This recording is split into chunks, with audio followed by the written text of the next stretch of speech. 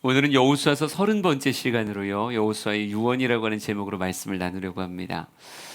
어른들이 온 가족 다 모여라 라고 이야기하면 왠지 가슴이 철렁하지 않으세요?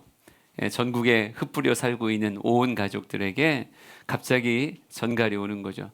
아버지께서 다 모이라 하신다, 한 명도 빠짐없이 다 모이라고 하신다라고 이야기하면 아마 가는 내내 막 심장이 두근거릴 것 같아요. 왠지 정말 분위기가 뭔가 묵직하기 때문에 그렇죠. 오늘 성경에서도 여호수아서 23장은 이렇게 시작합니다. 우리 1절과 2절을 같이 한번 읽어볼게요. 네, 시작. 여호와께서 주의 모든 원수들로부터 이스라엘을 쉬게 하신 지 오랜 후에 여호수아가 나이 많아 늙은지라. 여호수아가 온 이스라엘 곧 그들의 장로들과 수령들과 재판장들과 관리들을 불러다가 그들에게 이르되 나는 나이가 많아 늙었도다. 아멘.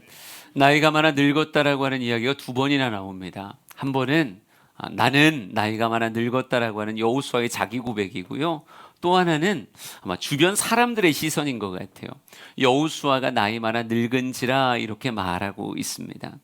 그러니까 여호수아의 모습이 누가 봐도 이제 정말 천국의 소망을 가슴에 품고 있을 만큼 백발이 성성한 노장군의 모습이었겠죠. 네. 이 여호수아가 온 지역 이스라엘 백성들이 함께 하던 전쟁을 끝내고 난 다음에 이제는 각 지파에게 분할되어진 땅을 가지고 그 지역으로 흩어져 있잖아요. 그러니까 성경 말씀 보면 이렇게 써 있어요. 여호와께서 주위의 모든 원수들로부터 이스라엘을 쉬게 하신 지 오랜 후에라고 이렇게 말하고 있습니다. 이미 함께 하던 전쟁의 시기는 지났고 이제 각 지파에게 땅들이 분할되어졌으니까 이제 각 지파에게 맡겨진 그런 지역으로 다 파송을 한 거죠. 그곳엔 정복지도 있고 미정복지도 있지만 성경은 이렇게 말하고 있어요. 이스라엘이 쉬고 있다, 원수들로부터 쉬고 있다, 이렇게 말하고 있습니다. 여러분, 지금 전쟁이 끝난 때는 아니잖아요. 전쟁이 끝나고 이젠 온전한 평화의 시대입니다. 아니, 그게 아니거든요. 함께 다니는 전쟁이 끝났을 뿐 이젠 각 지파별로 미정복지를 정복해가는 그런 일들이 그들에게 남아져 있는데 그들은 오랜 시간 그저 쉬고 있었다라고 이렇게 말하고 있어요. 그러니까 전쟁이 계속되고 있지 않는 거예요. 이런 상황이 오래 지속되어졌을 때 갑자기 노장군 여호수아로부터 온 지파의 지도자들은 다 모여라 라고 하는 말이 전해지기 시작합니다. 그래서 성경은 이렇게 말하고 있어요. 온 이스라엘 곧 그들의 장로들과 수령들과 재판장들과 관리들을 불러다가 이렇게 말하고 있어요. 온 지파의 유력자들을 다 불러 모읍니다.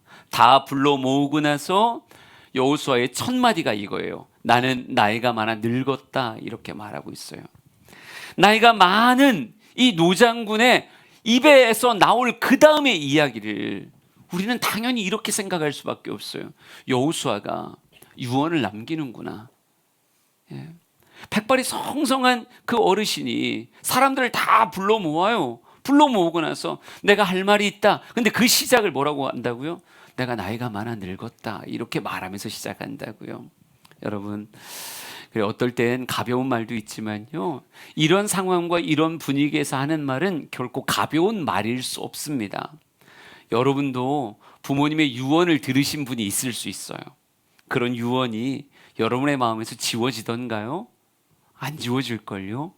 그냥 아버지께서 나에게 마지막으로 남기신 말씀, 어머니께서 나에게 마지막으로 남기신 말씀, 그 말을 어찌 가벼이 그분이 이야기하셨겠어요? 그 당시 교통편도 좋지 않았을 텐데 온 지파, 사방에 흩어져 있는 모든 지파들의 장로, 수령, 재판관, 관리 다 모여라 라고 얘기하면 그 모이는 시간이 사흘이 걸렸을 수도 있고 일주일이 걸렸을 수도 있겠죠. 근데 그 기간 동안 계속 여호수아는 무엇이에요? 내가 그들에게 무엇을 말할 것인가, 아주 깊은 묵상이 있었겠죠. 유언은 즉흥적인 이야기가 아니라 삶을 담은 아주 깊은 묵상이 그 안에 있기 마련입니다. 그리고 입을 떼는 거예요. 나는 나이가 많아 늙었다.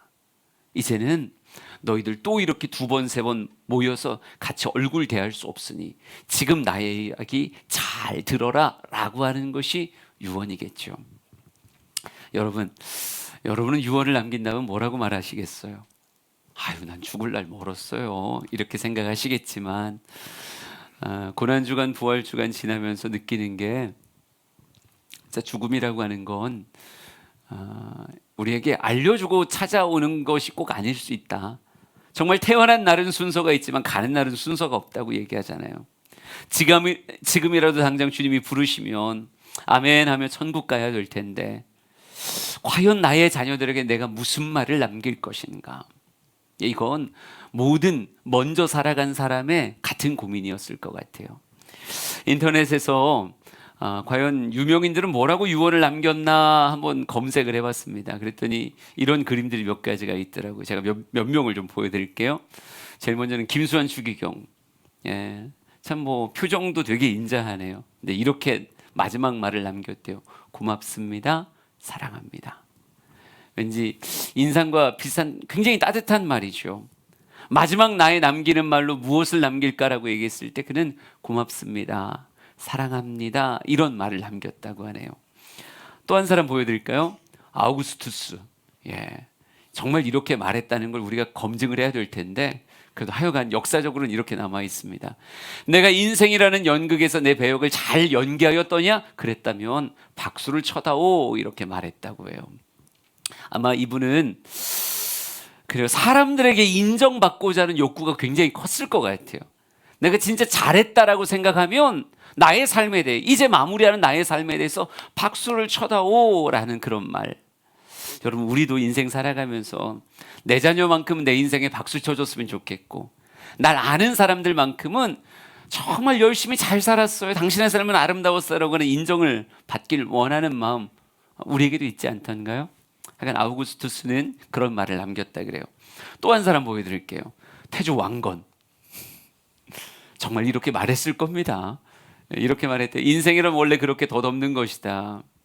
왠지 허무주의에 빠진 사람이 할 법한 그런 마지막 이야기인데 인생이란 원래 그렇게 덧없는 것이다. 뭐 이 사람도 나라를 세운 사람이니까 굉장한 무인일 테고 많은 사람들의 마음을 강렬하게 사로잡는 정복자였을 텐데 그의 인생의 마지막에 죽음 앞에 서니 그러면 자기가 잡았다고 생각한 모든 것들이 아무 의미가 없는 거죠. 여러분 나라를 세우면서 얼마나 많은 사람을 해하기도 했고 뭐 얼마나 많은 눈물들을 밟고 그 자리에 섰겠어요. 근데 그럴 만한 가치가 있었던 건가? 왠지 삶의 허무가 밀려와서 인생이란 덧없는 거야 이런 말을 남겼다고 하네요. 한 사람만 의외의 인물을 또 보여드릴게요. 짜잔, 이완용.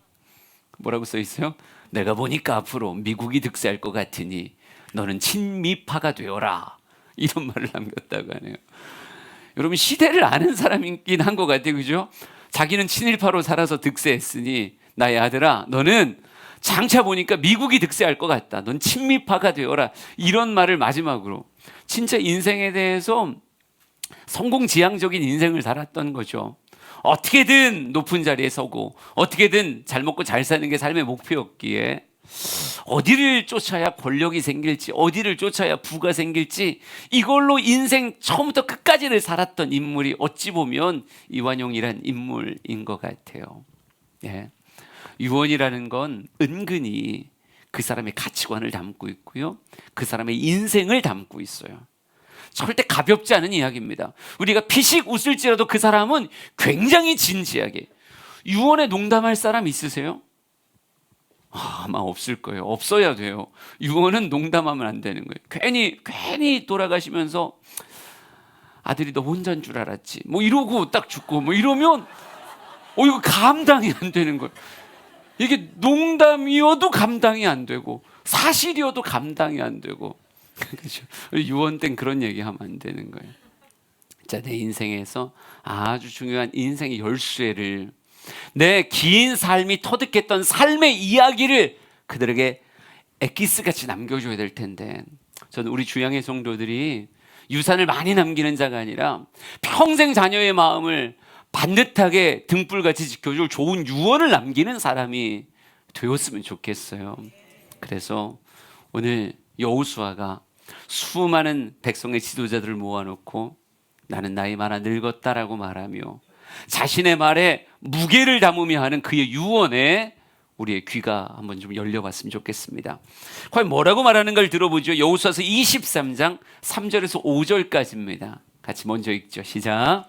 너희 하나님 여호와께서 너희를 위하여 이 모든 나라에 행하신 일을 너희가 다 보았거니와 너희의 하나님 여호와 그는 너희를 위하여 싸우신 이시니라. 보라, 내가 요단에서부터 해지는 쪽 대해까지의 나라들과 이미 멸한 모든 나라를 내가 너희를 위하여 제비 뽑아 너희의 지파에게 기업이 되게 하였느니라. 너희의 하나님 여호와 그가 너희 앞에서 그들을 쫓아내사 너희 목전에서 그들을 떠나게 하시리니 너희의 하나님 여호와께서 너희에게 말씀하신 대로 너희가 그 땅을 차지할 것이라. 아멘. 아멘. 여호수아가 입을 열어 이야기할 때 모든 사람이 숙연했을 텐데 여호수아가 첫 입을 떼며 한 이야기는 다른 게 아니라 너희가 지금 누리고 있는 이 모든 것은 하나님이 너희를 위하여 하신 것들이다 라고 말해요. 모든 것이 하나님의 선물이다 라고 말하더라고요. 여러분, 여호수아가 몇 번이나 자신의 인생을 돌아보지 않았을까요? 우리 젊은 사람들은 앞으로의 삶에 대한 소망으로 정말 묵상의 시간을 보내지만요, 나이 많아 늙게 되어지면 자꾸 앞보다는 뒤를 바라보게 돼 있어요. 인생의 긴 쭉 걸음을 자꾸 되새김질하며 그땐 그랬지, 그땐 그랬지, 그래서 나 때는 말이야, 뭐 이렇게 말하며 자꾸 과거를 추억하게 되어 있단 말이죠. 근데 여호수아에게 이 가나안의 정복의 그 일들이 과연 잊혀질 수 있는 일일까요? 절대 잊혀지지 못하죠. 정말 가나안을 바라봤을 때 그 두근반 세근반 뛰던 그 마음의 이야기들, 두렵고 떨리며 내가 이걸 과연 감당할 수 있을까 생각했던 그런 마음, 그러면서 주님의 위로와 도우심 안에 법궤를 메고 나아가 요단강을 건넜던 이야기도, 또 여리고의 싸움도, 아이성의 싸움도, 해와다를 멈추면서 했던 남부왕들과의 그 진한 싸움들도, 해변의 모래같이 북방의 왕들과 군대들이 새까맣게 모여 있었던 그 전쟁도 어찌 잊을 수 있겠습니까? 근데 이 모든 것들을 추억하며 그의 삶에 마지막 남기는 말에 있어서 여호수아는 이렇게 말하더라고요. 이 모든 것이 하나님이 너희를 위해서 행하신 일이다. 이 모든 것이 하나님의 선물이었다라고 말해요. 나의 애씀과 노력이다. 너희들이 나에게 박수를 보내다오. 내가 진짜 잘했지 않느냐? 나에게 박수를 보내다오. 이렇게 아우구스투스처럼 이야기한 게 아니라 이래봐야 무슨 소용이 있냐? 허무주의같이 이렇게 말한 게 아니라 여호수아는 뭐라고 말했다고요? 이 모든 이루어진 것들이 다 하나님의 우리를 위한 행하심이었다. 이 모든 것이 하나님의 선물이었다. 이렇게 말하더라고요. 여러분, 과거를 추억하며 여호수아는 내가 한 것 아니고 내가 이룰 것 아니다. 이스라엘 백성들에게 여호수아가 얼마나 큰 인물일까요? 정말 대단한 인물 아니겠어요? 1세대, 2세대를 관통하며 탁월한 쓰임을 받았던 사람이 여호수아인데, 이 사람이 조금 나를 자랑해도 될 것 같은데, 나 진짜 애썼다, 수고했었다. 내가 여리고 그 땅 무너뜨릴 때 맨 앞에서 뱅글뱅글 돌지 않았냐? 여리고를 넘어뜨리기 위해서 소리를 지를 때 내가 몇 데시벨로 얼마나 크게 소리를 질렀는지 너희들도 듣지 않았느냐? 아이성할 때 내가 치밀하게 계획을 세우며 매복의 모든 작전을 진두지휘하지 않았더냐? 내가 늘 너희들 앞에 서지 않았더냐? 나의 삶을 위해서 박수를 보내다오. 이렇게 말할 법도 한데, 원래 나이가 많아지면요, 인정 욕구가 더 올라가요. 명예욕이 더 올라간다고요. 어른들한테 어르신 이랬어요, 어르신 참 고맙습니다, 이렇게 말해줘야 얼굴에 미소가 돋지. 당신은 아무것도 아닙니다, 오직 하나님이 하셨습니다, 이렇게 말하면 왠지 서운해진다고요. 왠지 서운해져요. 그런데 여호수아는 자신의 유언을 담은 이 말 앞에 모든 지도자들이 다 모인 곳 앞에서 내가 한 것 아무것도 아닙니다, 다 하나님이 하셨고 다 하나님이 영광을 받으셔야 됩니다라고 고백하더라는 거죠.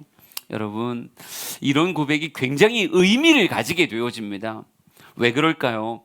우리 민수기 20장 10절 11절 모세 이야기지만 이거 한번 읽어보시겠어요? 같이 읽습니다. 시작.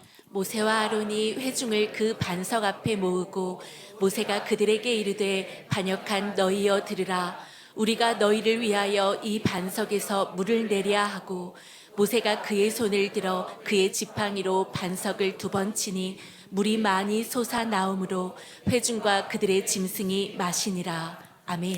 약간 뜬금없게 생각되겠지만 이게 무리바 물사건이라고 하는 그런 사건이에요. 모세의 노년에 있었던 사건입니다. 노년이라고 말하지만 모세는 내가 나이 많아 늙었다 이런 얘기 안 했거든요. 모세는 마지막 하나님께서 불러가실 때까지 기력이 쇠하지 않았고 눈이 흐리지 않았다고 이렇게 말할 만큼 왕성한 에너지의 사람이었어요. 충분히 가나안의 땅 바라볼 수 있었던 몸과 그런 마음의 모습이 분명히 모세에게 있었을 겁니다. 그런데 모세가 이 무리바불에서 이렇게 말한 딱 이 장면이요. 모세가 그들에게 이르되 반역한 너희여 들으라. 우리가 너희를 위하여 이 반석에서 물을 내랴. 반역한 너희여 들으라. 우리가 너희를 위하여 이 반석에서 물을 내랴. 이 딱 한 구절이었어요. 근데 이 한 구절이 무엇하겠습니까? 하나님의 철저한 도우심 가운데 여기까지 왔던 그 모세를 더 이상 나아가지 못하게 만들었어요. 여러분, 딱 이 고백 때문에 그는 거기서 머무는 자가 되었습니다. 민수기 20장 12절 말씀 한번 볼까요? 같이 읽습니다. 시작. 여호와께서 모세와 아론에게 이르시되 너희가 나를 믿지 아니하고 이스라엘 자손의 목전에서 내 거룩함을 나타내지 아니한 고로 너희는 이 회중을 내가 그들에게 준 땅으로 인도하여 드리지 못하리라 하시니라. 아멘. 지도자였기에 더 혹독하게 하나님이 대하셨다고 생각합니다. 이 딱 한 구절 때문에요. 하나님은 모세에게 넌 여기까지다. 느보산에서 바라만 보고 넌 죽어야 된다라고 말씀하시며 그 다음의 스테이지를 누구에게 맡기셨어요? 여호수아라고 하는 인물에게 맡기셨어요. 예. 근데 주님이 이렇게 말하더라고요. 내가 너희를 위하여 우리가 너희를 위하여 물을 내랴라고 했던 그 한 문장을 가지고 주님은 이렇게 말합니다. 너희가 나를 믿지 아니하였고 이스라엘 자손의 목전에서 내 거룩함을 드러내지 아니하였다 이렇게 말하고 있어요. 여러분, 우리가 평생 싸워야 되는 게 뭐냐면요, 교만의 마음이에요. 교만의 마음. 우린 무언가를 정복한 것 같고 이룬 것 같고 뭔가 내 삶에 쌓여진 것 같으면 자꾸 그 안에 뭘 집어넣으려고 그래요? 나라고 하는 이름의 존재감을 집어넣으려고 그래요. 입으로 하나님께 영광입니다라고 말해놓고도 뒤돌아서서 그래도 나니까 이 정도 했지. 그래도 나니까 여기까지 올 수 있었지. 그래도 내가 얼마나 열심히 그들 앞에서 바로 앞에 한번 서봤어. 바로 앞에 가서 그 앞에서 10가지의 재앙 선포해봤어. 홍해 앞에 서서 손 들고 한번 기도해봤어. 밤새도록 동풍 불도록 난 계속 손 들고 기도했었다니까. 그래도 나니까 마라의 쓴물 앞에서 흔들리지 않고 주님 바라봤던 거지. 그래도 나니까 만나움의 추라기가 내려지게 된 거지. 그래도 나니까 주님이 역사하신 거지. 여러분, 우리 목사들도 이 병에 걸릴 때가 진짜 많아요. 교회가 좀 부흥한 것 같고 어떤 일들이 벌어지고 나면 왠지, 그렇죠, 공식적으로는 하나님이 하셨습니다라고 말하지만 비공식적으로 그래도 나니까, 그래도 내가 생긴 게 좀 괜찮잖아, 그래도 내가 목소리가 좀 괜찮잖아, 그래도 나니까 뭔가가 된 것처럼 은근한 교만을 품을 때가 있단 말이죠. 여러분, 여호수아는 무엇을 봤던 사람이요? 모세라고 하는 인물이, 그렇게 원기왕성했던 모세라고 하는 인물이 가나안에 못 들어가는 걸 바로 눈앞에서 봤던 사람이에요. 딱 한 문장, 딱 한 문장. 우리가 너희를 위하여 반석을 명하여 물을 내랴? 이 한마디를 하나님이, 지도자의 그 한마디를 무엇으로 받았어요? 너희는 나의 거룩함을 그들 앞에 드러내지 않았다라고 하는 교만으로 보았다라고 하는 거죠. 여러분, 지금 이스라엘 백성들은 그들에게 주어진 남겨진 전쟁의 몫이 있었어요. 아까 성경에서도 요단에서부터 대해까지 너희에게 점령된 땅도 있지만 미정복지가 있다고요. 이 미정복지를 정복하는 일을 이제 각 지파가 해나가야 되는데, 지금까지 하나님 앞에 겸손해서 온 자가 어느 순간 정복지 앞에 교만해지기 시작하면 그 다음의 걸음에 누가 함께하지 않는다? 하나님이 함께하지 않는다고요. 하나님이 역사하지 않으신다고요. 그러니 주의 환기를 시키는 거예요. 모든 지도자들, 어찌 보면 언권을 가진 사람들에게 말하는 거죠. 너희들 겸손해야 된다. 지금까지의 모든 삶의 걸음은 나의 능력과 나의 어떤 힘으로 된 것이 아니라 하나님이 너희를 위하여 싸우신 결과고, 하나님이 이 모든 것들을 허락해 주신 것이다. 여러분, 요단강을 건넌 것도, 여리고를 무너뜨린 것도, 아이성이 무너진 것도, 남부의 왕 북부의 왕들과 싸울 수 있었던 이 모든 것이 다 누구의 것이다? 하나님이 영광 받으셔야 되는 하나님의 작품이라는 거예요. 우리의 삶도 마찬가지입니다. 여러분, 힘쓰고 애쓰며 은혜를 따라 걸었던 건 알지만요, 그렇다고 지금의 것이 여러분의 삭신가? 아니요, 선물이에요. 내 삶의 모든 것은 하나님의 선물이라고요. 창세기 32장 10절 말씀을 한번 볼게요. 같이 읽습니다. 시작. 나는 주께서 주의 종에게 베푸신 모든 은총과 모든 진실하심을 조금도 감당할 수 없사오나 내가 내 지팡이만 가지고 이 요단을 건넜더니 지금은 두 때나 이루었나이다. 아멘. 아멘. 여러분, 이 고백이 누구 이야기 같으세요? 난 진짜 우리 주양교회 수준에 진짜 놀랍니다. 난 못 맞출 줄 알았거든요. 근데 1부도 맞추더니 2부도 맞추네요. 이게 야곱 얘기예요. 와, 제가 이런 교회 담임 목사라고 또 자랑하면 이게 또 교만이 되는 거고, 다 내가 가르쳤다고 얘기하면 아주 그냥 하나님 역사하시지 않는 일. 야곱의 고백인데요, 야곱이 이렇게 말해요. 내가 지팡이만 가지고 요단을 건너서 나왔었는데 다시 요단을 건너려고 지금 이곳에 섰을 때 나는 두 때나 이루었습니다. 이 두 때가 엄청난 소, 양, 나귀, 어마어마한 짐승의 때를 말하는 거거든요. 두 때나 이루었습니다. 여러분, 우리는 야곱의 스토리를 성경에서 거울로 보듯 혹은 어항에 있는 야곱을 보듯 다 보았잖아요. 아내를 얻기까지 어땠는지, 그 외삼촌 라반과의 그 사이에 있어서 도대체 어떤 일들이 있었는지, 정말 한때는 나의 공력을 따라 여호와께서 복을 주셨다라고 말할 만큼 진짜 치열하게 살았던, 눈칫밥을 먹되 이렇게 심하게 먹어본 적이 없단 말이죠. 이렇게 치열하게 살았던 데릴사위 야곱이 지금 두 때나 거느리고 나서 그가 고백하기를, 뭐라고 고백하는가? 나는 주께서 주의 종에게 베푸르셨던 모든 은총과 모든 진실함 때문에 이렇게 두 때를 이루었습니다. 이렇게 말해요. 여러분, 성경의 믿음의 선진들의 공통된 모습은 뭐냐면, 자기의 삶에 누리는 모든 것을 무엇이라 말하잖아요?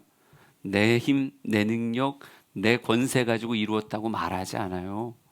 왜? 그게 사실이 아니니까요. 누가 돌보신 거예요? 하나님이 나에게 은총으로 돌보신 거고, 하나님이 나에게 진실이 대하시며 내 걸음에 복을 주셨기에 하나님이 복 주셔서 지금 이 모습과 이 누림이 우리에게 있는 거예요. 내 땅이 작을지라도, 지파들 가운데 어떤 사람은 이 땅이 작아요라고 말할 수도 있고, 어떤 지파는 우린 넉넉합니다 이렇게 말할 수도 있겠죠. 여러분 안에 작을 수도 있고 클 수도 있어요. 하지만 지금 누리고 있는 모든 것들은 다 누구의 선물이다? 하나님이 나의 삶에 주신 하나님의 복이요 하나님의 선물이라고요. 야곱의 이야기를 우리로 바꾸면 이렇게 되는 거예요. 우리는 벌거숭이로 태어났는데 보세요, 얼마나 많은 것을 누리고 있는지, 우리의 삶에 얼마나 많은 것을 누리고 있는지. 그러기에 우리의 삶에 꼭 고백해야 되는 것이 무엇입니까? 하나님이 영광을 받으셔야 됩니다. 하나님이 나를 대신하여 싸워주신 결과입니다. 하나님이 함께 하셨기에 요단을 건넜고, 하나님이 함께 하셨기에 여리고를 무너뜨렸고, 하나님이 함께 하셨기에 아이성의 전투에서 이길 수 있었습니다. 하나님이 함께 하셨기에 이 수많은 전쟁터에서 내가 생존할 수 있었고, 내 삶이 이렇게 많은 것들을 누리게 되었습니다. 하나님 영광 받으시옵소서. 이 고백이 사랑하는 모든 성도의 입술에 있기를 원합니다. 내가 한 게 아니라, 내가 잘난 게 아니라, 내가 능력 있는 게 아니라 하나님이 그리 내 삶에 부어주시는 거예요. 여러분, 이 고백이 있어요. 그 다음을 나간다니까요. 여호수아서 23장 5절입니다. 같이 읽어봅시다. 시작. 너희 하나님 여호와 그가 너희 앞에서 그들을 쫓아내사 너희 목전에서 그들을 떠나게 하시리니 너희 하나님 여호와께서 너희에게 말씀하신 대로 너희가 그 땅을 차지할 것이라. 아멘. 여호수아가 왜 이걸 그렇게 유언에 담아 강조할까? 이유는 딱 하나예요. 정복한 땅도 있지만 아직 지파들에게 미정복지가 있거든요. 근데 미정복지를 정복하기 위해선 가장 강력한 무기는 그들의 숫자도 아니고 그들의 총과 칼도 아니에요. 그리스도인의 가장 큰 무기는 외모도 지혜도 가지고 있는 재산도, 여러분이 그 어떤 사람의 인맥을 가지고 있어도 그것 가지고 미정복지를 정복할 수 있는 게 아니라고요. 그리스도인의 가장 큰 무기는 무엇이라고요? 하나님이 함께 하심이에요. 하나님이 함께 하심. 하나님이 같이 가주셔야 그 다음에 미정복지가 열려지는 거지. 하나님 함께 하지 않으면 안 된다니까요. 모세가 왜 가나안에 못 들어갔는가? 하나님이 여기까지다라고 말씀하시니 지금까지 하나님과 함께 찬란한 역사를 써내려오던 그 모세의 삶이 더 이상 나아가질 못하잖아요. 하나님이 막으시면 거기서 끝나는 거예요. 이스라엘 지파들이 남겨진 전쟁을 감당해야 되는데 전쟁은 이미 그쳤고 오랜 쉼 가운데 꼼짝도 안 하는 거예요. 그들 안에 두려움이 있었을 수도 있고, 이제 전쟁 그만하고 싶어요. 온갖 이유들이 지파들마다 있을 수 있겠죠. 그러게 여호수아가 강조하는 거예요. 여호수아가 모든 건 하나님이 하시는 거고 하나님의 선물이다. 철저하게 하나님 의지한다면 하나님이 너희에게 말씀하신 대로 너희 앞에서 그들을 쫓아내시며 그들을 떠나게 하실 것이고 너희들이 그 땅을 차지하게 될 것이다. 그러니까 여호수아는 수많은 인생의 경험과 삶의 전쟁을 통해서 승리의 비결을 하나님이 함께 하십니다. 이걸 알고 있었던 거죠. 여러분, 교회에서 듣는 뻔한 이야기라고 생각하겠지만 인생의 진정한 비결이 여기 있다니까요. 제가 우리 자녀들에게 진짜 가끔 이렇게 말해요. 난 우리 딸이 공부 잘하는 것보다 예수 잘 믿었으면 좋겠다. 진짜 예수님 잘 믿었으면 좋겠다. 진짜 좋은 남자 만나는 것보다 예수 잘 믿는 남자랑 예수 잘 믿는 여자가 돼서 둘이 그렇게 살았으면 좋겠다.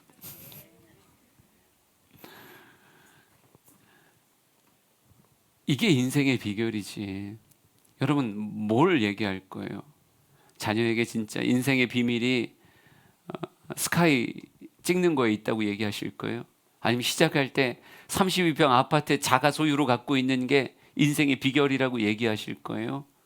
아니면 조금 더 예뻐져야 된다, 지금이라도 수술하자, 뭐 이렇게 말하실 거예요? 아니에요. 인생의 진정한 비결은 하나님 함께 하심입니다. 뻔한 이야기라고 생각하지 마세요. 그리스도인은 이 말에 생명을 건 사람이에요. 하나님이 모든 것을 주관하시는, 모든 일은 어디에서 이루어진다? 하나님의 손끝에서 이루어진다. 우리 힘있게 한번 이 말씀을 선포해 볼까요? 예레미야 33장 2절 3절입니다. 조금만 더 톤을 높여서 크게 같이 읽어보겠습니다. 시작. 이를 행하시는 여호와, 그것을 만들며 성취하시는 여호와, 그의 이름을 여호와라 하는 이가 이와 같이 이르시도다. 너는 내게 부르짖으라. 내가 내게 응답하겠고 내가 알지 못하는 크고 은밀한 일을 내게 보이리라. 아멘. 예, 읽지 않은 사람이 5사람이 눈에 보였어요. 다시. 내가 입만 쳐다보고 있었는데 안 움직였어요. 그러니까 다시 해야죠. 뭐. 예레미야 33장 2절 3절. 여러분, 이왕이면 여러분의 마음에 난 한 구절 새겨주고 싶다면 이 구절이 새겨졌으면 좋겠거든요. 같이 읽어봅시다. 시작. 이를 행하시는 여호와, 그것을 만들며 성취하시는 여호와, 그의 이름을 여호와라 하는 이가 이와 같이 이르시도다. 너는 내게 부르짖으라. 내가 내게 응답하겠고 내가 알지 못하는 크고 은밀한 일을 내게 보이리라. 아멘. 할렐루야. 이를 행하시는 분은 누구십니까? 여호와십니다. 그것을 만들어 성취하시는 이가 누구십니까? 여호와십니다. 그래요. 우리가 누리고 있는 모든 것 내 손끝에서 만들어진 게 아니라고요. 여러분이 이 지구를 만드셔서 허공에다 달아놓으신 게 여러분입니까? 저 불타는 태양, 저 뜨거운 태양을 여러분이 어떻게 잡아서 저 허공에다 달아놓으셔서 정말 낮이 되고 밤이 되게 여러분 어떻게 하셨겠어요? 여러분 곁에 있는 그 어떤 나무 하나, 어떤 풀 하나, 아주 작은 미물의 그 생명체 하나, 여러분의 손끝 안에서 만들어진 게 도대체 뭐냐고요. 여러분, 우리가 한 게 아니라니까요. 우리가 할 수 있는 것도 아니라니까요. 내가 주관자가 아니라 누가 주관자인 거예요? 하나님이 주관자이신 거예요. 이 모든 우주를 누가 만드셨습니까? 하나님이 만드셨습니다. 내 생명 또한 하나님이 주신 것이고 살아가는 모든 것들이 하나님의 손에 달려 있는 거예요. 하나님이 내 인생에 일을 행하시는 분이시고 하나님이 그것을 지어 성취하시는 분이 누구시다? 하나님이시다. 하나님이시다. 진짜 하나님이시다. 여러분, 내가 할 수 있는 게 아니라고요. 어떤 목사님이 이렇게 이야기하더라고요. 얼마를 벌고 싶냐는 거예요. 여러분, 얼마 벌고 싶으세요? 감히 대답을 못 하시잖아요. 어떤 사람은 1,000만 원, 한 달에 1,000만 원, 500만 원. 난 500만 원만 있어도 돼. 나는 한 달에 1억쯤은 벌어야지. 다 그렇게 말하겠죠. 근데 못 버시잖아요. 원하는 건 1,000만 원인데 1,000만 원 못 벌잖아요. 원하는 건 1억인데 1억 못 벌잖아요. 여러분, 그러니까 여러분이 물질의 주인이 아닌 거예요. 물질이 내 맘대로 되는 게 아니라고요. 내 맘대로 되는 거면 벌었어야죠. 그럼 뭐가 여러분 마음대로 되는 거예요? 여러분, 자녀는 여러분의 마음대로 돼요? 빨리 안 된다 그래요. 자녀들이 여러분의 마음대로 안 돼요. 우리가 낳는데, 우리 뱃속에서 나왔는데도 내 마음대로 안 되는 게 자녀라고요. 그러니까 자녀도 내 마음대로 안 된다. 아, 우리가 자녀의 주인도 아니구나. 물질의 주인도 아니에요. 명예의 주인도 아니에요. 우리는 원함이 많지만 그 원함이 실제로 성취되는 게 내 손끝에서 되는 게 아니라고요. 인정하자고요. 아멘. 일을 행하시는 분은 누구시다? 여호와시다. 그것을 만들며 성취하는 분은 누구시다? 여호와시다. 그 하나님께서 우리에게 이렇게 말하는 거예요. 그러니 너는 내게 부르짖으라. 내가 내게 응답할 것이고 내가 알지 못하는 크고 은밀한 일을 내게 보이리라. 그래요. 너무 당연하죠. 우리의 꿈이 성취되는 것은 내 손끝에 있는 게 아니라 하나님의 은혜에 있는 거예요. 그러기에 말합니다. 여호수아서 23장 6절, 7절, 8절을 읽어보겠습니다. 같이 읽죠. 시작. 그러므로 너희는 크게 힘써 모세의 율법책에 기록된 것을 다 지켜 행하라. 그것을 떠나 우로나 좌로나 치우치지 말라. 너희 중에 남아있는 이 민족들 중에 들어가지 말라. 그들의 신들의 이름을 부르지 말라. 그것들을 가리켜 맹세하지 말라. 또 그것을 섬겨서 그것들에게 절하지 말라. 오직 너희의 하나님 여호와께 가까이 하기를 오늘까지 행한 것 같이 하라. 아멘. 여호수아가 그들을 바라보며 이렇게 말하는 거예요. 내 삶의 열쇠는 여호와셨다. 너희들이 바라보고 존중하는 내 삶의 유일한 열쇠는 여호와 하나님이셨다. 그러니 너희들은 여호와를 가까이 하기를 무엇하라? 너희들 힘써라. 이렇게 말해요. 성경이 말합니다. 너희는 크게 힘써 모세 율법책에 기록된 대로 지켜 행해라. 그것을 떠나 우로나 좌우로나 치우치지 말라. 이렇게 말하고 있어요. 여러분, 하나님을 가까이 하며 그를 정말 온전히 따르는 것에 우리는 무엇 해야 된다고요? 크게 힘을 쏟아야 된다. 이렇게 말해요. 제가 무슨 얘기할지 아시겠죠? 신앙생활 힘 빼고 하는 거 아니라니까요. 신앙생활 적당히 하는 게 아니에요. 아, 나 이 정도면 천국은 갈 것 같은데. 알겠는데 그렇게 하는 게 아니에요. 신앙생활은 적당히 하는 게 아니라 힘을 크게 쏟아서 할 일인 거예요. 주를 가까이 하고 주님께 욕심내는 게 내 인생이 가장 복된 존재로 조성되어지는 가장 중요한 길이라는 거죠. 여러분, 그러기에 우리의 삶을 끊임없이 하나님께 가까이 가야 된다. 가까이 가야 된다. 하나님께 가까이 매달려야 된다. 그래서 주님께 기도할 줄 알고 찬양할 줄 알고 예배할 줄 아는 그런 인생, 하나님과 일상의 삶을 친밀함으로 살아갈 수 있는 그런 능력을 가지는 것에 힘을 쏟아야 되는 거예요. 지금 기적의 20일이 진행 중입니다. 이 가운데 많은 분들이 자원해서 기적의 20일 가운데 예배 드리는 분들이 계세요. 근데 그분들이 한 주간 하고 났더니 스스로 놀라는 거예요. 아이고, 내가 이 밤에 또 교회를 왔다. 분명히 수요일 날 밑에서 예배를 드렸는데 올라가서 또 예배를 드려요. 금요일 날도 2번씩 예배를 드리고, 야, 이게 내 지금 뭐 하고 있는 건가? 여러분, 근데 그게 나는 과하다는 생각이 들지 않아요.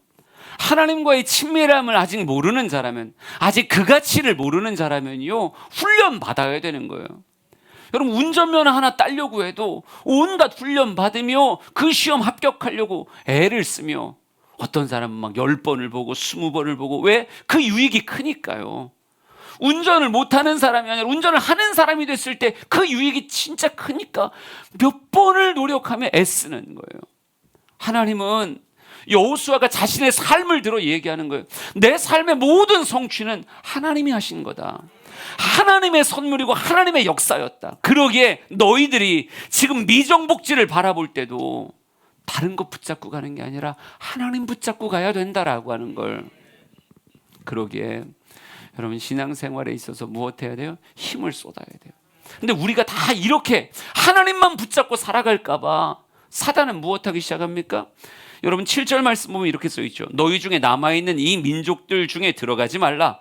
그들의 신들의 이름을 부르지 말라. 그것들을 가리켜 맹세하지 말라. 또 그것을 섬겨서 그들에게 절하지 말라. 이렇게 말해요. 여러분, 세상은요, 우리가 하나님을 온전히 섬기지 못하도록 뭘 만들어놔요? 온갖 이방의 신들을 만들어놔요. 온갖 하나님의 대치품들을 만들어 놓는다고요. 우리의 눈을 흐리게 만들고 싶은 거예요. 여호수아는 일평생 하나님 붙잡고 살았지만 다른 사람들의 눈은 이방의 것들을 무엇하게 만들고 그 눈을 흐리게 만들고 싶어 하는 게 사단의 원함이라고요. 여러분, 만신론, 어찌 보면 그죠, 범신론이라고 하는 말은 뭐예요? 우리 눈으로 바라볼 수 있는 모든 것이 신이 될 수 있다는 이야기예요. 나무도 신이 될 수 있고 돌멩이 하나도 신이 될 수 있고 심지어 사람도 신이 될 수 있고, 이게 범신론적 세계관이에요. 세상엔 하나님을 대치할 만한 참 많은 것들을 여전히 만들어낸다니까요. 왠지 하나님보단 지금은 다시 코인인 것 같아. 다시 주식인 것 같아. 지금은 하나님보단 왠지 명문대학 들어가는 게 인생이 제일 중요해. 지금은 하나님보다 남편 잘 만나는 게 그렇게 중요한 거야. 아내 잘 만나는 게 그렇게 중요한 거야. 지금은 하나님보다 이거지, 이거 해야지. 세상은 수많은 하나님의 대치자를 만들어 놓고 하나님을 대치할 그 무언가에 우리의 인생이 그쪽으로 쏟아지기를 사단은 원하고 있어요. 창세기 3장 볼까요? 이렇게 써 있죠. 여자가 그 나무를 본즉 먹음직하고 보암직하고 지혜롭게 할 만큼 탐스러운지라. 여자가 그 열매를 따먹고 자기와 함께 있는 남편에게도 주매 그도 먹었다. 이렇게 써 있어요. 하나님으로 만족하던 아담과 하와에게 사단이 쓱 다가오더니 뭐예요? 봐봐, 보암직하잖아, 먹음직하잖아, 진짜 탐스럽잖아, 너도 먹고 네 남편도 줘서 먹여.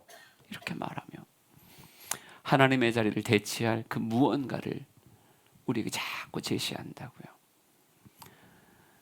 여호수아는 일평생을 하나님 붙잡고 살았던 사람으로 그의 삶을 담아 이스라엘 백성들에게 삶의 진정한 열쇠가 무엇인지를 유언을 통해 가르쳐주고 있는 거예요. 여러분, 다른 이름은 없습니다. 다른 길은 없습니다. 하나님만이 내 인생에 가장 영광을 받으셔야 될 뿐이고, 하나님은 내 평생 붙잡고 가야 될 가장 소중한 이름입니다. 여호수아서 23장 8절에서 11절 마지막으로 읽겠습니다. 한번 쭉 읽어보죠. 시작. 오직 너희의 하나님 여호와께 가까이 하기를 오늘까지 행한 것 같이 하라. 이는 여호와께서 강대한 나라들을 너희 앞에서 쫓아내셨으므로 오늘까지 너희에게 맞선 자가 하나도 없었느니라. 너희 중 한 사람이 1000명을 쫓으리니 이는 너희의 하나님 여호와 그가 너희에게 말씀하신 것 같이 너희를 위하여 싸우심이라. 그러므로 스스로 조심하여 너희의 하나님 여호와를 사랑하라. 아멘. 그 어떤 강대한 나라라도 너희 앞에서 쫓아낼 것이다. 누가 함께 하시면? 하나님이 함께 하면. 하나님과 함께 할 때 우리는 이길 겁니다. 믿으시면 아멘. 여러분 한 사람이 1000명을 쫓아내는 역사가 있을 겁니다. 그러기에 우리는 스스로 조심하여 여호와를 사랑하라 이렇게 말했어요. 혹여나 여러분의 마음속에 하나님에 대한 마음이 식은 자가 있습니까? 어느덧 세상에 참 많은 것들이 보여져서 은근히 마음이 식어진 자, 찬양하고 기도하고 예배하는 시간이 아까워진 사람이 있으세요?